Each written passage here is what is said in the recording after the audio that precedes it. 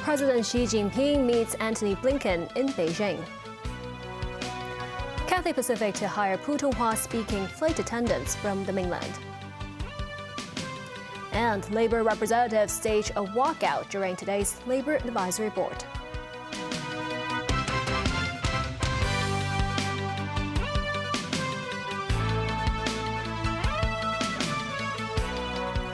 Good evening, and thanks for joining us.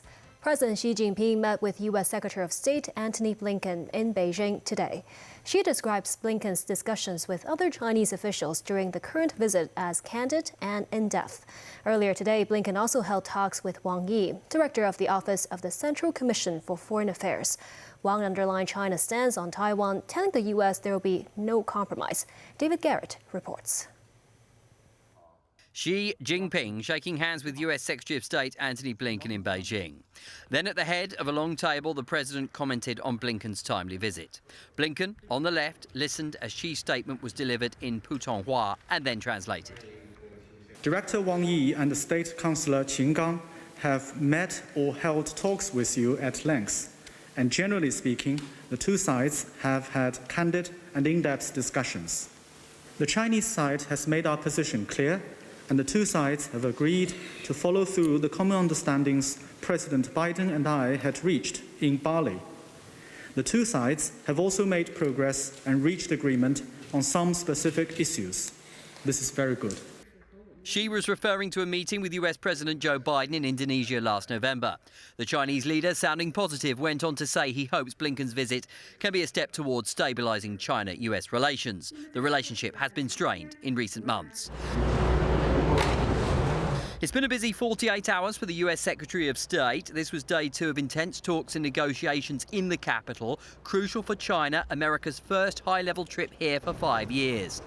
The world watches on to see if divisions can be healed. This morning, Wang Yi shook hands with America's top diplomat. They moved into a larger room. Their conversation lasted longer than expected, but there are clear differences. Wang told Blinken he believes America has the wrong perception of China. He reiterated there is no room for compromise on Taiwan. Beijing says Taiwan is an inalienable part of China. Blinken spoke to Wang about what he called the responsibility of managing the competition between the world's two largest economies. Blinken tweeted about the importance of open channels of communication. He emphasised this to Wang again today. America's top diplomat had a similar message for Foreign Minister Qin Gang when they met yesterday. David Garrett, TVB News. Meanwhile, Premier Li Qiang and German President Frank-Walter Steinmeier held talks and signed bilateral documents in Berlin. It's the Premier's first trip overseas since taking office in March. After Germany, he'll head to France. The war in Ukraine was the focus of the conversation. Business matters were on the agenda too. Germany's economy is heavily dependent on trade with China. Climate change discussions are expected to be a major focus of meetings too. Li will meet with German Chancellor Olaf Scholz later. Back locally, Cathay Pacific Airways is going to implement a series of new measures to improve its service quality, including recruiting Putonghua-speaking cabin crew members from the mainland. This came after 3 Cathay flight attendants were fired over remarks that were deemed discrimination against non-English-speaking passengers during a recent flight from the mainland to Hong Kong. Min Mo-Sang-ai reports. The discrimination scandal happened last month during a Cathay Pacific flight from Chengdu to Hong Kong, when 3 flight attendants were accused of mocking a passenger's English-speaking abilities. The incident was caught on camera and uploaded to a mainland social media platform. The airline's CEO, Ronald Lam, later apologized multiple times and promised to lead a task force to examine the company's service procedures and staff training. Today, Lam issued a statement to staff members of the airline introducing a list of enhancement measures to improve the company's quality of service. For instance, flight attendants will receive extra service culture training starting next month to promote a customer-centric culture among the staff. The company will widen Putonghua language coverage, meaning more mainland flight attendants will be recruited. Lam said the measure will first be implemented on mainland flights in August before it is introduced to other flights. All cabin crew members will be asked to wear name tags with their Putonghua and other Asian language abilities shown. Moreover, those who can speak more than one Asian language will be awarded with $400 as a monthly allowance. The CEO, nonetheless, stressed that the airline's cabin crew will remain mainly local employees, even after introducing mainland flight attendants to the cafe community. Memos 9, TVB News. Hong Kong's unemployment rate between March and May remained at 3%. According to the government statistics, there are around 113,000 unemployed people in the city, which is 1,300 people fewer than the previous figure. Meanwhile, the unemployment rate in sectors related to consumption and tourism remains unchanged at 4.2%. Secretary for Labor and Welfare Chris Sun believes the labor market will continue to improve as economic conditions get back to normal. To ease the city's labor crunch for lower-skilled jobs, the government is set to relax the import of such workers to Hong Kong.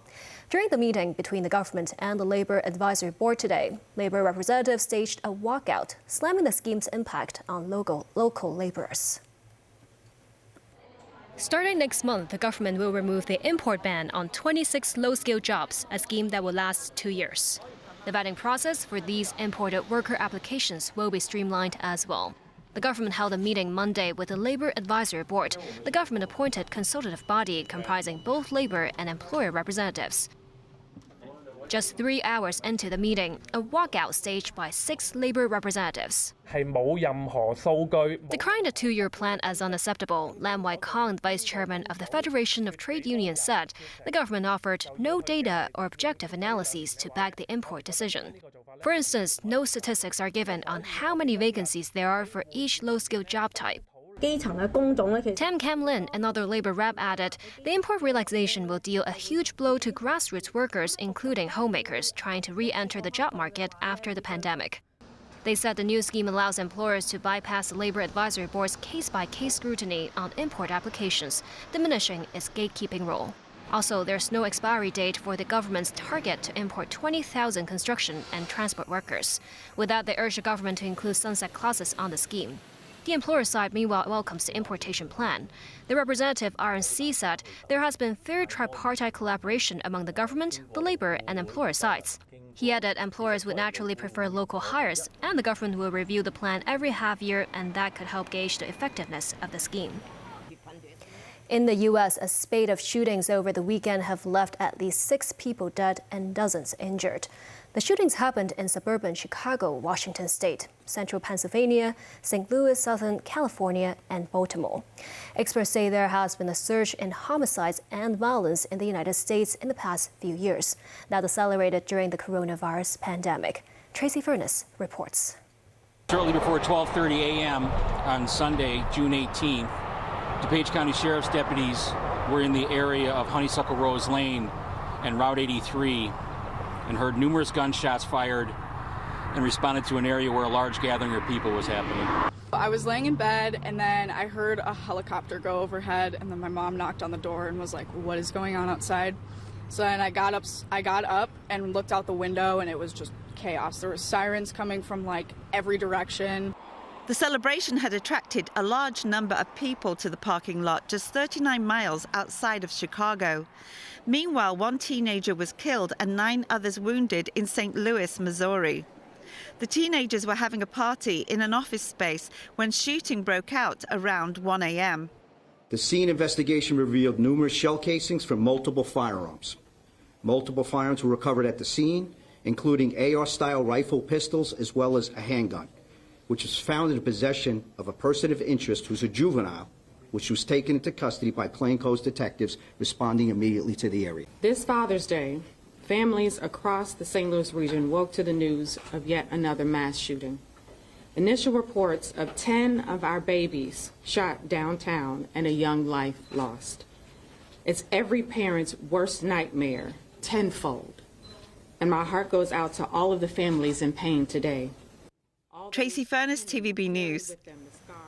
In Uganda, funerals were held for 42 victims of a brutal attack on a school by suspected extremist rebels linked to Islamic State. 38 of the dead were students, 1 was a school guard, and 3 were civilians. The school was in a border town just 2 kilometers from the Congo. Some students were burned beyond recognition. Others were shot or hacked to death after militants armed with guns and machetes attacked a secondary school. It is believed 6 students were abducted to the Congo. The Ugandan president described the attacks as criminal, desperate, terrorist, and futile, and vowed to deploy more troops on the Ugandan side of the border. Still ahead, both Russia and Ukraine suffer heavy losses amid Kyiv's counteroffensive. The manager of a fast food restaurant injured in yesterday's knife attack remains in serious condition in hospital. And the last of the pair of giant rubber ducks in Victoria Harbour bows out of Hong Kong.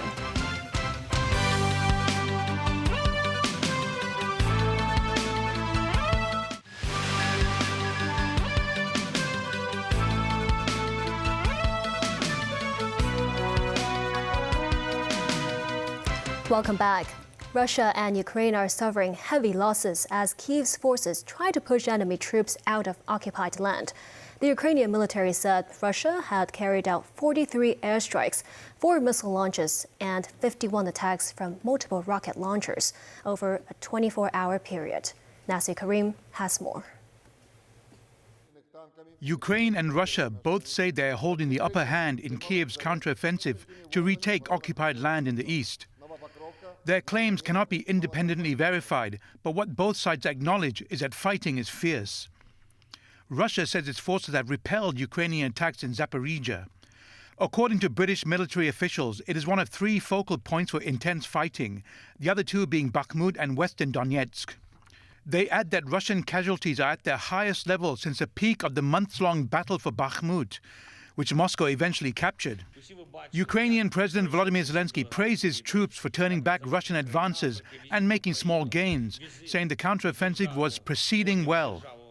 Zelensky is determined to fight on and refuses calls for a ceasefire after the latest peace initiative, this time by a group of 7 African leaders, appears to be petering out.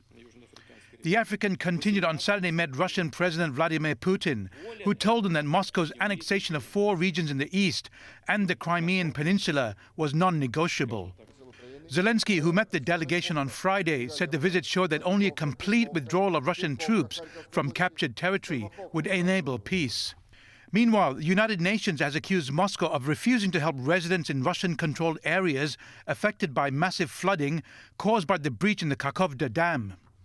The June 6 collapse of the dam sent floodwaters across southern Ukraine and areas of Kherson controlled by Moscow. The death toll is now 52, of which 35 people died in areas held by Russia, with 11,000 residents evacuated. Both sides accuse each other of blowing up the dam.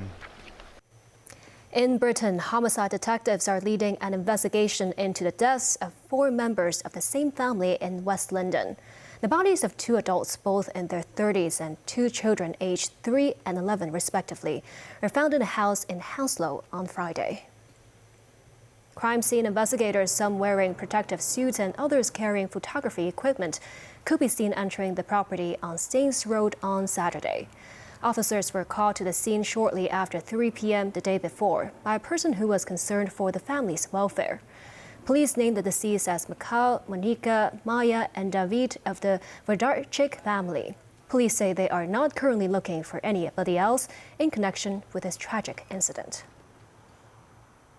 Back locally yesterday, a 29-year-old employee of a fast food restaurant attacked his 38-year-old manager with butcher knives after the 2 had a work-related argument.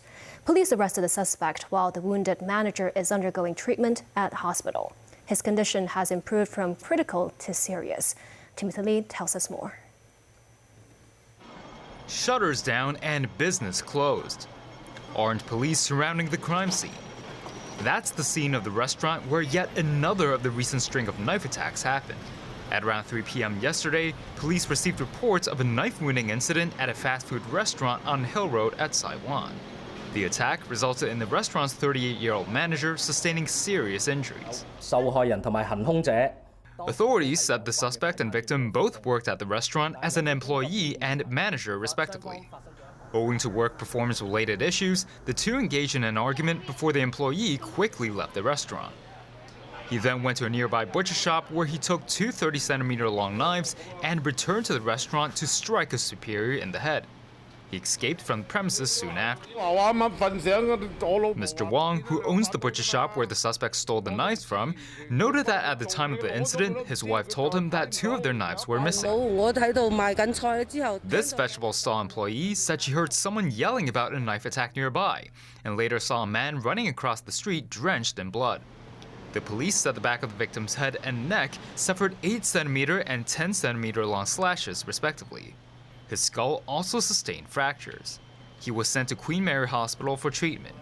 Footage released online showed the manager covered in blood, but he managed to call for help and remained conscious, while his colleagues were in shock. Armed police officers and counterterrorism units later captured the 29-year-old suspect near Devou Road West. As you can see behind me, the restaurant where the attack took place remains closed. The victim of the knife attack remains in serious condition, with representatives of the fast food chain expressing shock at the incident. Timothy Lee, TVB News.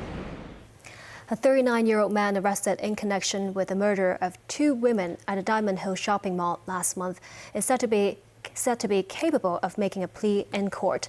That's according to his psychiatric reports. The defendant faces 2 counts of murder after 2 women were stabbed to death at Hollywood Plaza. This morning, the case was mentioned at Kwun Tong Magistrates Courts. The prosecution presented the defendant's 2 psychiatric reports, saying the man is fit to make a plea. At the request of the prosecution, the magistrate adjourned the case until October 9th, pending the victim's autopsy reports. The funeral of typo murder victim Abby Choi continued into its second day. The ceremony was conducted at Tai Wai's Po Fook Memorial Hall, where pictures of Choi adorned the premises. Pink served as the event's theme color, as sources say it was the former socialite's favorite color. Large numbers of friends, family, and celebrities paid their final respects this morning. As the funeral was conducted in a Buddhist ceremony, monks were seen entering the funeral parlor to perform the funerary rites. Choi's body was then escorted to Polin Monastery on Lantau Island for cremation. The Fire Services Department is planning to adjust its recruitment process, giving more time for prospective firefighters to prepare for fitness tests. In an interview with the South China Morning Post, Director of Fire Services Andy Yeung revealed there are now 110 vacancies for fire station officers. Yeung says some 40% of candidates eyeing the captain post have been disqualified because they couldn't pass the physical fitness test.